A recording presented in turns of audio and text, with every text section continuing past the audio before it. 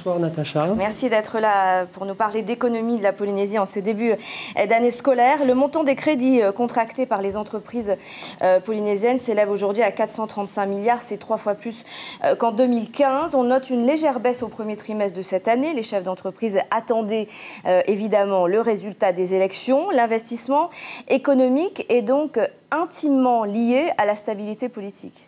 Je pense que la stabilité politique est un élément indispensable à la confiance. Et la confiance, c'est elle qui va tirer le désir d'investir. Et donc, incontestablement, un climat de confiance politique avec une stabilité favorable et propice à l'investissement. Alors, on entend beaucoup les chefs d'entreprise dire qu'ils craignent l'indépendance. Vous parlez de récession entre 2009 et 2013. Est-ce que, clairement, l'idée d'indépendance fait peur aux banques, aux entreprises, aux consommateurs, puisque c'est eux qui portent la croissance, évidemment? Je ne sais pas si c'est l'idée d'indépendance. Ce qui fait peur, c'est l'incertitude.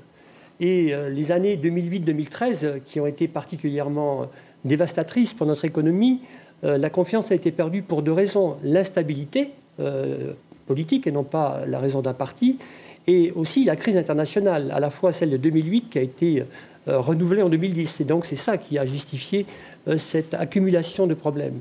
Mais en fait, au fond, c'est la confiance qui fait qu'une économie repart ou pas.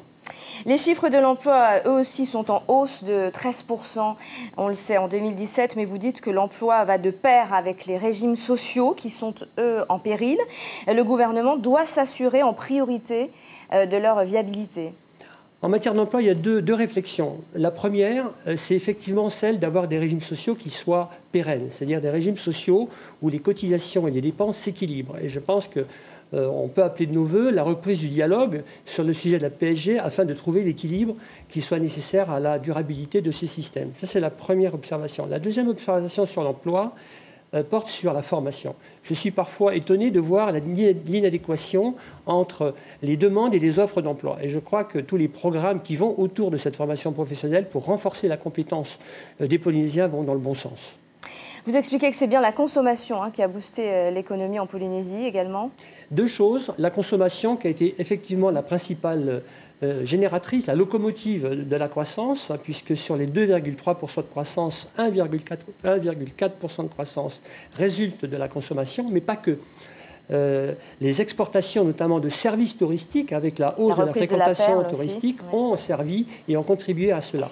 Vous parlez des chiffres du tourisme. Autre bon point pour l'économie, le chiffre d'affaires des entreprises du tourisme, en hausse de près de 4%, et les exportations qui ont progressé donc de 7%. Là aussi, vous nuancez, vous dites c'est bien, mais attention à ne pas rater le virage, surtout de la transition énergétique, numérique et écologique. Il y a deux choses à ne pas rater. D'une part, le passage à l'échelle, c'est-à-dire que si on veut plus de fréquentation touristique, il faut plus d'hôtels. Et je crois que les projets qui sont en cours vont dans le bon sens et pourraient contribuer à la résolution de ce problème. Et la deuxième chose, c'est la réussite des transitions. Transition écologique, on ne peut pas imaginer un développement durable qui ne tiennent pas compte de l'environnement. Il faut intégrer également l'aspect sociétal pour que les sociétés concernées par ces développements soient participatives.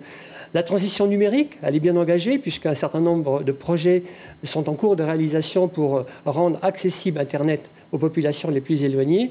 Et la troisième chose, c'est la transition énergétique. On a un programme ambitieux d'indépendance énergétique et je crois qu'il faut le poursuivre. Merci beaucoup Claude Périou d'avoir répondu à nos questions ce soir. Je vous en prie. Plus de